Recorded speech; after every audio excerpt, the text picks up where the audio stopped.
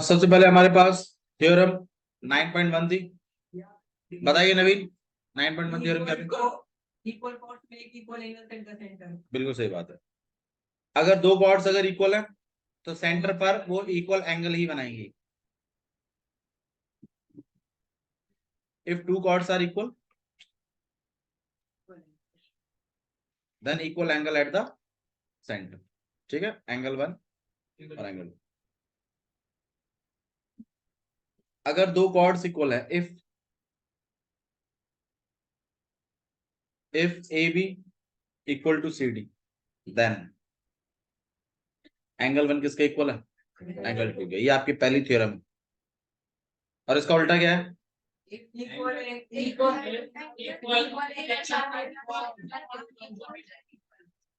If angles at the center are equal, then the chords are equal. अगर angle equal है, if angle 1 equal to angle 2, या angle 1 है, ये angle 2 है, then chords की length आपस में कैसी होंगी? इक्वल होंगी। then AB equals to CD। सही है?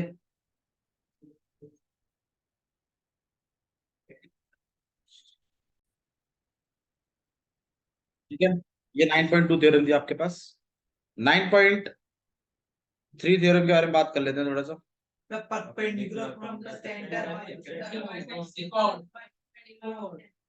जैसे ये आपके पास सर्कल हो गया, ठीक है, और इसमें कॉर्ड है आपके पास, तो सेंटर से आने वाली परपेंडिकुलर लाइन कॉर्ड को बाइसेक्ट कर देगी। ये मतलब if OC is perpendicular to AB, then AC equals to BC। ये 9.3। 9.4 बताइए। अगर सेंटर से आने वाली लाइन बाइसेक्ट कर रही है तो परपेंडिकुलर। बिल्कुल सही बात। मतलब if bisector from the center या फिर bisector from the center is perpendicular to the chord। सही है? नहीं, it's perpendicular to the chord बोल तो दिया। bisector from the center is perpendicular to the chord, perpendicular from the center is bisector of the chord। एक ही बात। ठीक है कि if AC equals to BC then ये आपके पास या फिर then OC is perpendicular to AB। ऐसा तो 9.3 9.4। चलिए नेक्स्ट 9.5 पे आ रहे हैं हम लोग। 9.5 क्या है भाई?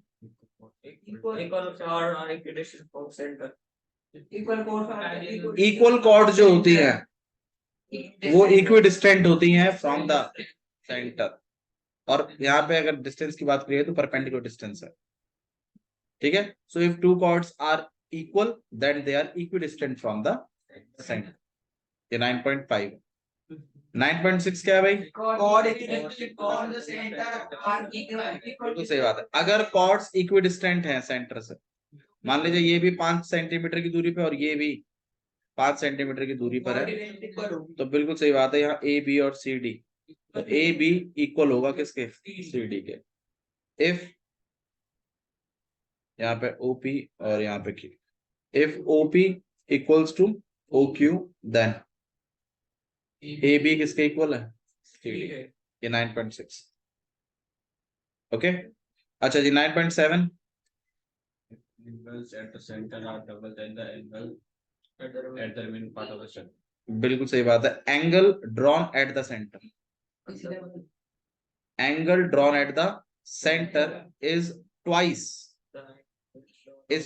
The angle drawn eight remaining part of the circle. ये 9.7। 9.6 क्या है नवीन? भैया जो दो इक्वल कॉर्ड्स रहते हैं वो इक्वल डिस्टेंस पे रहते हैं। नहीं, if two chords are equidistant then the chords are equal. उल्टा है। 9.5 में है वो वाली बात जो आप कह रहे हो कि if two chords are equal then they are equidistant from the centre. 9.7 कहता है कि angle drawn at the centre is double या is twice the angle drawn on the remaining part. ये 2x है तो ये x.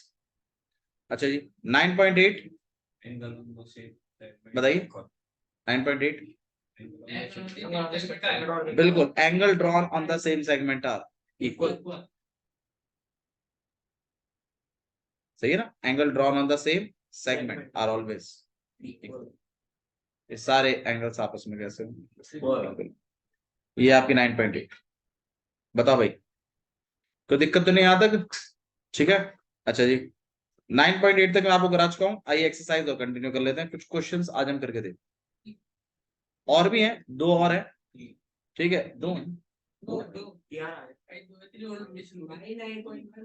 चलो कोई बात नहीं. 2 होंगी 3 होंगी वो हम देख लेंगे.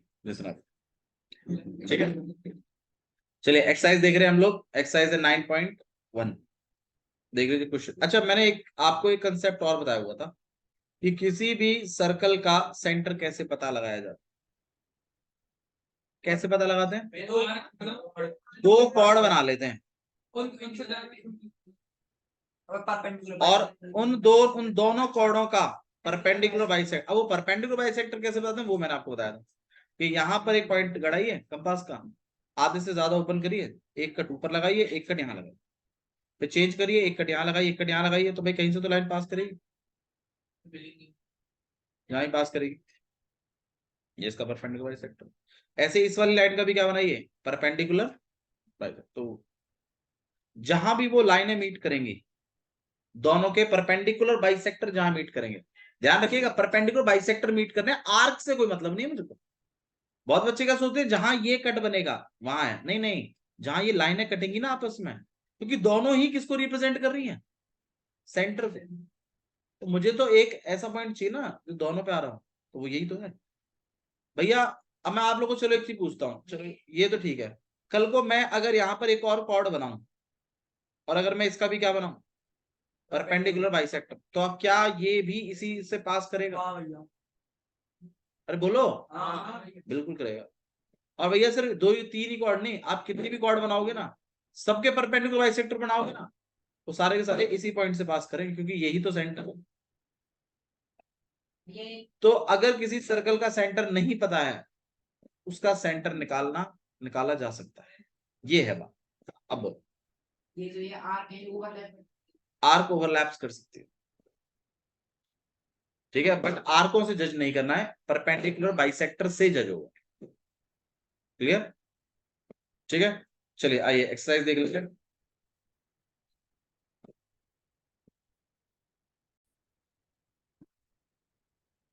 सबसे पहले क्वेश्चन देख लीजिए क्या लिखा है. Recall that 2 circles are congruent if they have the same radius. क्या मतलब है इसका मीनिंग बता दीजिए. रिकॉल करिए याद करिए कि 2 सर्कल कॉन्ग्रुएंट कब होते थे. मैंने आपको कॉन्ग्रुएंसी पढ़ाई थी. मैंने आपको कहा था 2 लाइनें कब कॉन्ग्रुएंट होती थी जब उनके मेजरमेंट इक्वल होते थे. सही है. 2 एंगल्स कब इक्वल थे जब उनका मेजर आपस में एंगलों का मेजरमेंट आपस में कैसा होता था इक्वल होता. 2 सर्कल कब कॉन्ग्रुएंट होते थे जब उनके रेडियाई आपस में कैसा होता था. मतलब जैसे ये 3 सेंटीमीटर का है तो यार ये भी कितने का हो 3. 2 सर्कल तभी तो कॉन्ग्रुएंट होंगे. अच्छा जी. तो ये बात आपको रिकॉल करनी थी. याद करनी है वापस से कि हाँ भाई 2 सर्कल कॉन्ग्रुएंट होने के लिए दोनों की रेडियस आपस में कैसी होनी चाहिए इक्वल होनी चाहिए. सही है. अच्छा और अगर मैं कह दूं कि भाई सर्कल 1 जो है वो किसके कॉन्ग्रुएंट है सर्कल 2 के. अगर मैं कह दूं ये बात तो इससे आप ये बात कंक्लूड कर सकते हो कि भाई दोनों की रेडियस आपस में कैसी होंगी इक्वली होंगी. सही बात है. चलिए ठीक है. तो मतलब आपने रिकॉल कर लिया कि 2 सर्कलों को कॉन्ग्रुएंट होने के लिए उनके रेडियाई आपस में कैसे होने चाहिए इक्वल होने चाहिए. अच्छा प्रूव करना है. क्या प्रूव करना है कि equal chords of congruent circles subtend equal angle at the centre. इसका मीनिंग समझ लो पहले. पता प्रॉब्लम क्या है. प्रॉब्लम यह है कि मीनिंग नहीं पता चलता कहना क्या चाहता. प्रूव क्या करना है वो बताइए. प्रूव करिए क्या कि जो इक्वल कॉर्ड्स है ना किसकी कॉन्ग्रुएंट ट्रायंगलों की मतलब वो कॉन्ग्रुएंट सर्कलों की मतलब वो कॉन्ग्रुएंट सर्कल वो खुद ही कह रहा है सर्कल तो कॉन्ग्रुएंट है. सर्कल तो आपस में कैसे हैं कॉन्ग्रुएंट है. और कॉर्ड भी आपस में कैसी हैं इक्वल है. आपको शो करना है, आपको प्रूव करना है कि equal angle at the centre बन रहा है। हाँ, मतलब यहां पर यह है कि आपको जो काम करना है वो ये है कि जैसे दो सर्कल है, ठीक है, या फिर आपके पास, हाँ यहाँ पे दो सर्कल,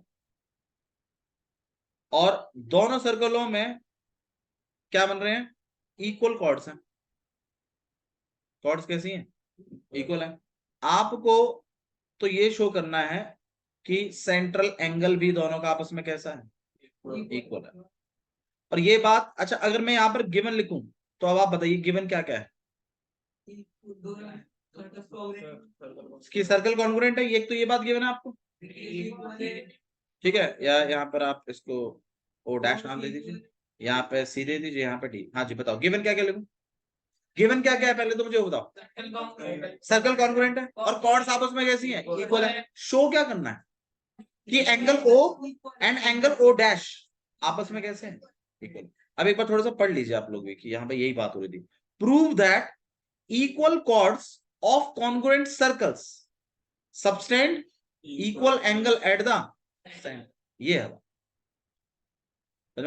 दो सर्कल आपस में कैसे हैं, कॉन्ग्रुएंट है। आप इस बात को शो करिए, दो सर्कल आपस में कॉन्ग्रुएंट है, आप इस बात को शो करिए कि उन दोनों सर्कलों में जो इक्वल कॉर्ड्स भी होंगी ना, वो सेंटर पर इक्वल एंगल ही बनाएंगे। देखो आपने एक चीज पढ़ी हुई है कि एक सर्कल में अगर दो कॉर्ड इक्वल हैं तो वो सेंटर पर कैसा बनाती हैं, इक्वल एंगल बनाती है। ये आपकी थ्योरम है 9.1, लेकिन सर्कल सेम होना चाहिए। आपको जो प्रूफ करने को वो ये है कि दो अलग अलग सर्कल हैं, लेकिन वो दोनों सर्कल आपस में कैसे हैं, कॉन्ग्रुएंट है, ठीक है। उनमें बनने वाली दोनों कॉर्डें भी आपस में कैसी हैं, इक्वल है। आपको शो करना है कि ये वाला एंगल इस वाले एंगल की क्या है, इक्वल है। आइए चलिए मैं गिवन यहाँ पे लिख देता हूँ, बताओ गिवन में क्या क्या लिखूं। एक को तो मैं सर्कल बना लेता हूँ, एक को मैं सर्कल टू बना लूं। बताओ क्या लिखे, सर्कल वन कॉन्ग्रुएंट है सर्कल। अब समझिएगा कॉन्ग्रुएंट बोलने का मतलब क्या होता है, उनकी रेडियस आपस में कैसी होंगी, इक्वल होंगी, ये होता है। रिकॉल कराया था ना थोड़ी देर पहले, ठीक है जी।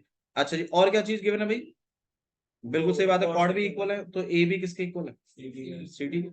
अच्छा शो क्या करना है वो बता दो, दो अलग अलग सर्कल बने। अब बताइए शो क्या करना है, एंगल ओ इक्वल है angle O dash, central angle equal है। या फिर आप चाहे तो इसको एंगल वन और इसको एंगल टू नाम दे दीजिए। बोलो भाई कैसे करना, ये ठीक है, ठीक है। तो आपका यहाँ पे ये ओ और ओ डैश ये करवाना है। अच्छा जी, अब सॉल्यूशन स्टार्ट कैसे करें वो बता दीजिए।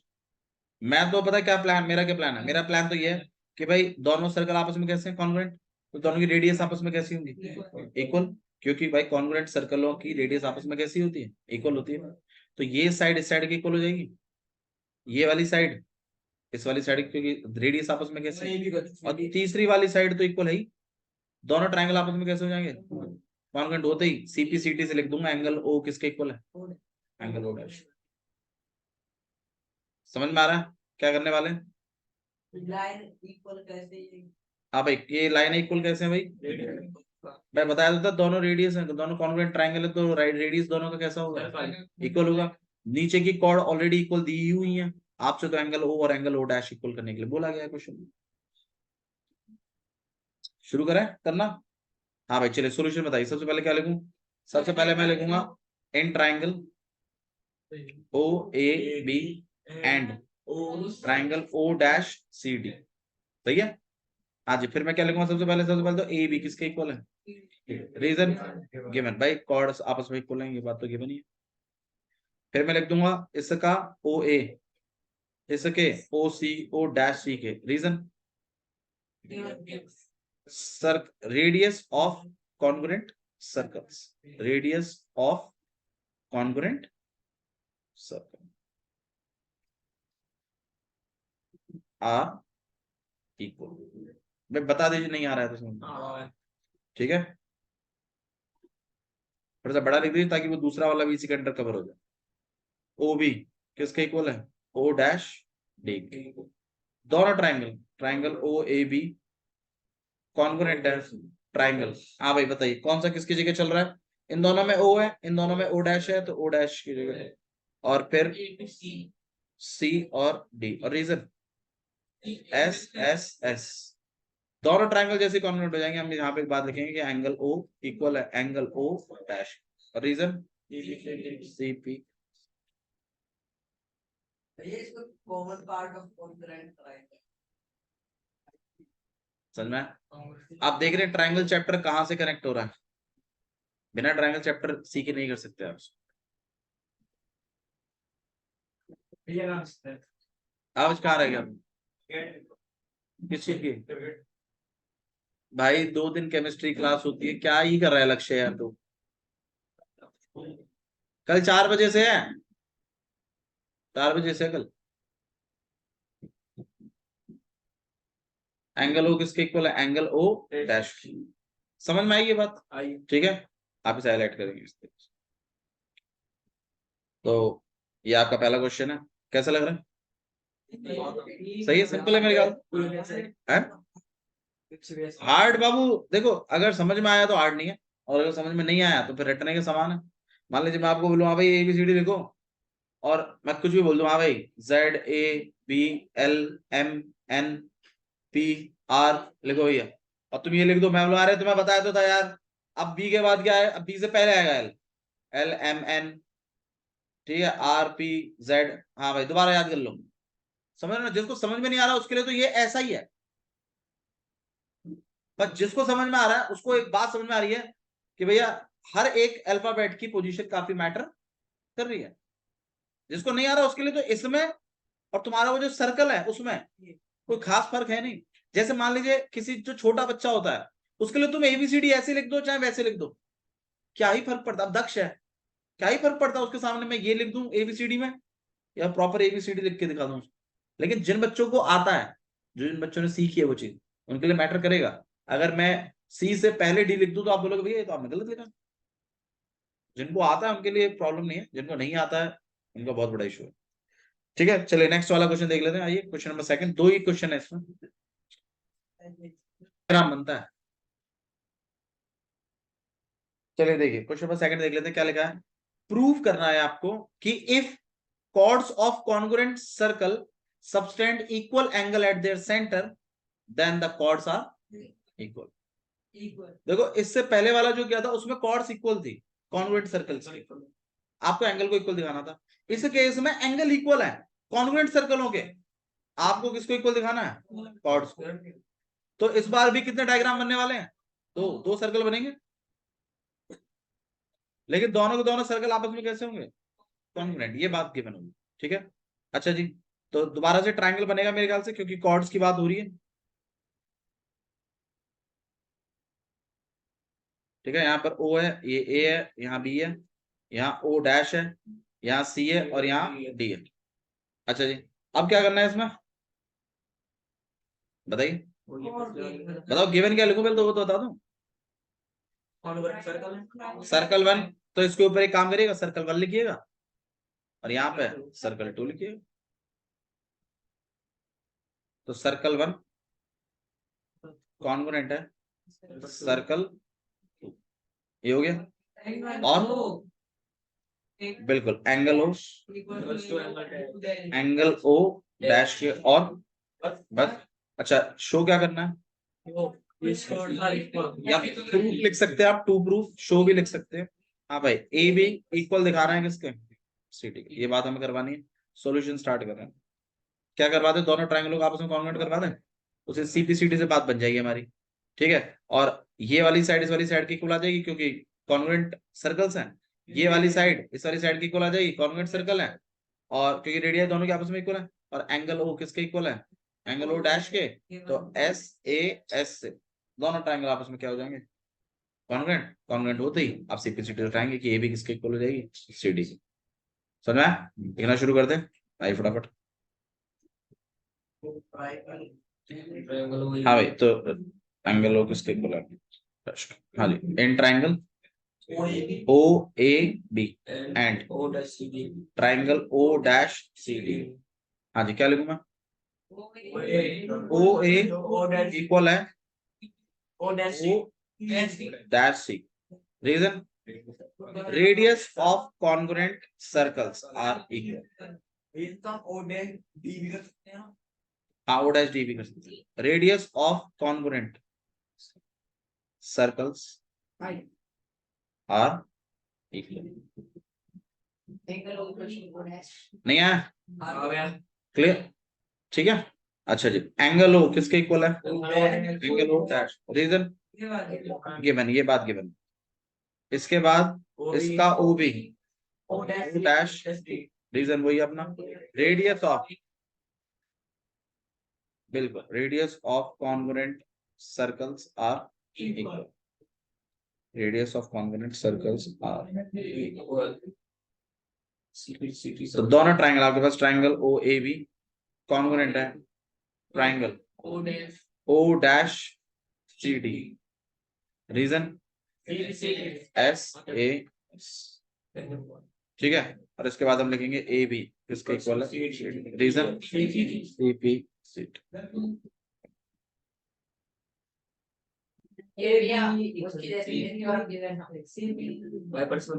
बोलो भाई कोई दिक्कत है इसमें। चलिए ठीक है नेक्स्ट एक्सरसाइज देख रहे हैं हम लोग। नेक्स्ट एक्सरसाइज पे आ जाओ एक्सरसाइज 9.3। एक्सरसाइज है 9.2। देखिए क्वेश्चन नंबर फर्स्ट क्या लिखा हुआ है। क्वेश्चन नंबर फर्स्ट आने के चांसेस देखिए ये वाला क्वेश्चन बेसिकली दो तरीके से डायग्राम्स बनते हैं इसके। दो सर्कल्स है एक की रेडियाई कितनी है 5 एक की रेडियाई कितनी है इंटरसेक्ट एट 2 पॉइंट्स। तो इसका मतलब दो सर्कल है एक की रेडियाई 5 है एक की रेडियाई 3। अब मुझे एक बात बताइए अगर मैं दो सर्कल बनाऊं एक 5 का और एक 3 का तो ऑब्वियस बात है 3 वाला कैसा बनेगा थोड़ा छोटा बनेगा ठीक है। अच्छा अब वो कितने अंदर इंटरसेक्ट कर रहा है कुछ पता थोड़ी है कुछ बोला भी नहीं उसने ऐसा। लेकिन एक का कितना दिया है 5 और एक का कितना दिया है 3। तो ऐसा बन सकता है ना सर्कल कुछ गलत तो नहीं है ना इसमें। अच्छा टीचर जानबूझ के इस तरीके से बनाते हैं कि भाई ये पहला सेंटर हो गया 5 का और ये वाला जो है मतलब लगभग कुछ इस तरीके कि इसका सेंटर यहाँ आ जाए और इसका यहाँ आ जाए और जानबूझ के दोनों के सेंटर मतलब ऐसे। देखिए आप बताइए मतलब क्या मतलब वो वाला आपको नहीं लगता कि काफी मतलब आप इमेजिन कर रहे हो चीज। अब आप बताइए वो वाले से कराया कि इस वाले से कराया इस वाले से कराया इस वाले से कराया तो सही कराया उस वाले से कराया तो मामले मतलब काफी आपको गड़बड़ मतलब करवाई है। क्योंकि भाई ऐसा हमेशा थोड़ी होगा ऐसा भी होता है कि कैसे बड़े सर्कल में छोटा सर्कल बनवा अंदर ये क्वेश्चन है जिसमें छोटा बनवा दो। भाई देखो दो सर्कल हैं एक की रेडियस 5 एक की रेडियस 3 है इंटरसेक्ट एट 2 पॉइंट्स। भाई अगर सर्कल के अंदर सर्कल बनवा दिया तो एक ही पॉइंट पे टच करेगा वो क्वेश्चन अलग है वो इंटरनली आपके वो इंटरसेक्ट कर रहे हैं वो एक अलग चीज। ये वाला करवाया तो मतलब ये मेरे ख्याल से ये सही है। मैं ऐसा नहीं कह रहा कि वो गलत है वो भी सही है अपने उस पर लेकिन वो काफी प्रिडिक्टिव मतलब काफी आप सोचो ना यार मतलब क्या पता ना हो थोड़ा सा भी अगर बार हुआ तो नहीं होगा फिर वो क्वेश्चन। नहीं ऐसा नहीं बाबू उन्होंने बनवाया होगा आपने नहीं बनाया। इतनी ना हमको पता है कौन है। चलिए यहाँ ध्यान दीजिए तो एक सर्कल आपके पास 5 सेंटीमीटर का एक सर्कल आपके पास 3 सेंटीमीटर का। नहीं आज मैडम को थोड़ा जल्दी जाना तो यहाँ पर 5 है और ये आपके पास 3 है। अच्छा जी दो सर्कल्स एक की रेडियाई 5 है एक की रेडियाई 3 है इंटरसेक्ट एट 2 पॉइंट्स का इंटरसेक्ट कर रहे हैं 2 पॉइंटों पे तो भाई ठीक है 2 पॉइंटों पे इंटरसेक्ट भी कर रहे हैं ठीक है। ये पॉइंट ए है ये point B. Distance between their centre is 4 centimetre दोनों के सेंटरों के बीच में जो डिस्टेंस है वो 4 है तो मतलब मेरे ख्याल से ये वाला डिस्टेंस 4 है। बताइए कोई इशू ठीक है। अच्छा जी उस वाले डायग्राम को भैया जिसमें अंदर बनवाया अब मैं आपको बताऊं पहला अब देखो उस वाले को हम देख लेते हैं जो थोड़ी देर पहले हमने बनाया था उसमें ऐसे है और इसका सेंटर जैसे यहाँ पर है, तो ये वाला अगर आप इस तरीके से बना दो और यहाँ पे सेंटर आ जाए, ठीक है, तो इससे फायदा ये हो जाएगा कि ये वाली जो दूरी है, ये ऑब्वियस सी बात है आपके पास कितनी है, 5 ये 4 मैं सही कह रहा हूँ। चलो कोई बात, let it go। हाँ भाई, तो ये हमारे पास समझ में आ गया हमें, ठीक है। अब आप मुझे एक चीज बता दीजिए कि इनके बीच में जो गैप्स हैं, distance between their centre is 4 centimetre. इनके बीच में जो दूरियां हैं सेंटर के बीच में, वो कितनी है, 4 है। अच्छा, अब अगर दूरी अगर 4 है, तो आप एक बताइए यार, यहां से लेके यहां तक का डिस्टेंस कितना होगा, 5। और हाँ मतलब रेडियस ना, रेडियस 5 है, लेकिन इस वाले सेंटर से और इस वाले सेंटर की दूरी कितनी जा रही है, 4। कुछ अटपटा सा इसमें नहीं हो रहा मामला, अंदर बनवाया था ये सर्कल। बताओ भाई, कुछ तो भी अटपटा सा हो रहा है ना मामला। तो क्या चीज करनी चाहिए, इस सर्कल का सेंटर और अंदर आना चाहिए। ये बिल्कुल ही अंदर आएगा सर्कल के, पूरा सर्कल। नहीं नहीं, पूरा सर्कल नहीं। सर ने पूरा सर्कल ही करवाया। हाँ, सर ने पूरा सर्कल करवाया। नहीं नहीं, पूरा सर्कल, पूरा सर्कल तो गलत है। देखिए, इंटरसेक्ट नहीं करेगा ना फिर। जैसे मान लीजिए ये सर्कल हो गया आपके पास, थोड़ा सा और अंदर लेके आओ सर्कल, कुछ लगभग कुछ ऐसे। सेंटर आपका इधर आ गया, इसका सेंटर यहां पर आ गया लगभग, ठीक है। अच्छा जी, और ये वाला जो रेडियस है, ये कितना है, 5। ये वाला कितना है, 4। और इसका यहां से यहां तक कितना है, खाली 3। समझ में आई बात, ठीक है। तो इन चीजों को थोड़ा सा आपको ध्यान में रख के करना, मतलब समझ रहे हो ना हमारा ये वाला डायग्राम क्यों गलत बन रहा है।